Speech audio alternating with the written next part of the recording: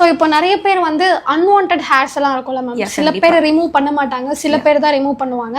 அதையுமே வந்து பார்த்தீங்கன்னா கேர்ஃபுல்லாக பண்ண மாட்டாங்க, பழைய பிளேட்ஸ் அந்த மாதிரி தான் ரிமூவ் பண்ணுவாங்கல்ல. அந்த மாதிரி பண்ணுறதால எந்த மாதிரியான ப்ராப்ளம்ஸ்லாம் வரும்? லைக் வந்து எப்படின்னா அவங்க ஸ்கின்னே ரொம்ப ரஃப் ஆகிடும்.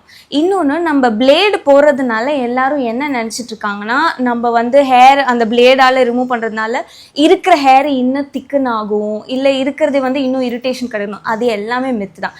ஆக்சுவலி நம்ம ஹேர் எப்படி வளருதோ அதே டெக்ஸ்சர் தான் நம்ம எத்தனை பிளேட் போட்டாலும் எத்தனை வாட்டி ரேசர் பண்ணாலும் அதே லென்த்து அண்ட் அதே திக்னிங் தான் ஆக போகுது.